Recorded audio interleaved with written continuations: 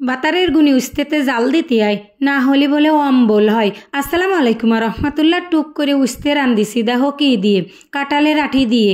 মেলা দিন আগে মানে সেই গত বছর যে কাঁঠালের সিজন ছিল না, সেই কাঁঠালের বিচি আমি সংরক্ষণ করে থুইলাম।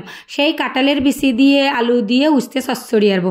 তা আমার দাদার ওই শোলকটা মনে পড়ে গেল, আমারে দেখতে আসিল। হ্যাঁ, নদীর ওই পারেতে আসলে এইবার সেই বেটারা আমার কাছে বার্তানো দিল, মনি তুমি রান্না বাড়া শিহি চাও? তা আমি না আমি পারি টুকটাক। আসলে কিন্তু ফুটো ডুমের আমি কিছুই রাঁধতে পারতাম না, বিয়ের আগে আমি কোনোদিন রান্না করে খাইনি। তাই এক মুরব্বী চাচা সে জিজ্ঞেস করছিল কদিন দুধে কট্টু কলদি দিতে হয়। তা আমি কাছে দুধের মধ্যে তো হলদি দিয়ে কোনোদিন জ্বালাতি দেখিনি আমার মা শাশিকে, আর আমি তো জ্বালাইনি কোনোদিন, তা আমি জানি নে ও দুধে হলদি দিতে হয় না। এবার কাছে উস্তের তরকারিতে কিরাম জাল দিতে হয় কদিন, আমি তো জীবনে কোনোদিন তরকারি রান্ধিনি। আমার দাদা তো জানতো, আমার পাশে কিন্তু আমার দাদা বসেছিল।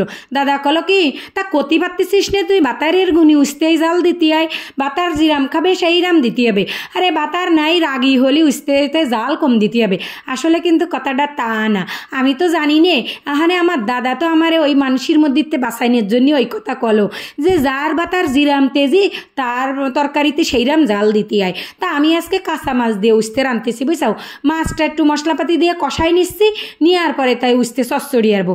এইরা মেরে কাঁচা মাছ দিয়ে উস্তে রান্নি না, ওর মধ্যে একটু আলু একটু কাঁঠালের বিচি দিলি যা ফাইন লাগে, একটু তিতে লাগে না।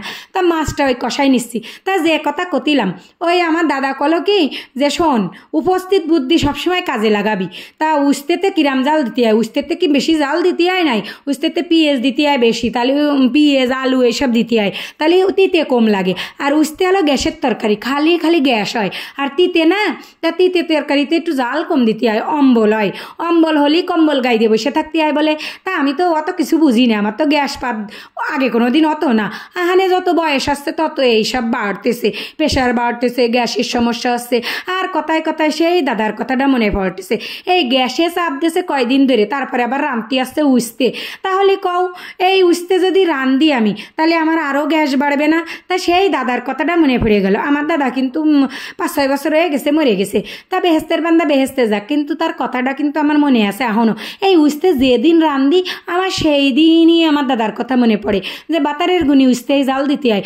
আসলে আমার বাতার তো ওইরাম না, বুঝছাও, একটুও ঝামেলা করে না, ওতে জাল দিলেও কিছু কবে না, না দিলেও কিছু কবে না। কিন্তু 2-1জনকে তো আছে ওইরাম একদম ঠাটা পড়ে, একটু তরকারিতে নুন বেশি হয়ে গেলে মনে করো সেই দিন বাড়ির মধ্যে হুলুস তুলুস কাণ্ড একটা বাইতে যাবে।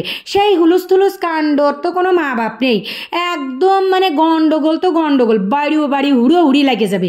তা আমার খুকার বাপ কিন্তু ওইসব ঝামেলা করে না, ওরা খাতি দিলেও ঝামেলা করে না, না দিলেও ঝামেলা করে না। আর খুকার বাপ তো আগে উস্তে চচ্চড়ি খাতোই না।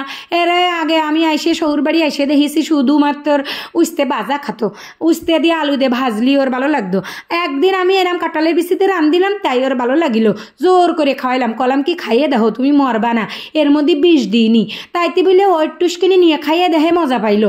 ও মেলা কিছু খায় না, বুঝছাও, ওল খায় না, উস্তে রান্না খাতো না, ওল খাতো না। তা সব আস্তে আস্তে শেষে তা কথা কতি উস্তে কিন্তু আমি রান্ধতে ফেলাইছি। উস্তে যদি এরম বিনা ডাইহে মানে না ডাহুন দিয়ে ডাইহে আলগা রাহিয়ে রেহে এরম রানবা, দেখবা কি ফাইন লাগবে, তিতে তো একটুও লাগবে না। আর কাঁচা মাছ দিয়ে উস্তে রানলি, উস্তে এরম মাছ কষাই নিয়ে রানলি হেভি ফাইন লাগে, এত ডহের লাগে। আমার এইরম তরকারি হলে আমি 3 থাল ভাত খাতে পারি, আমার কোনো সমস্যা হয় না। কিন্তু গ্যাস একটু বাড়ে, তাই সারি সামলায় খাতি হয়।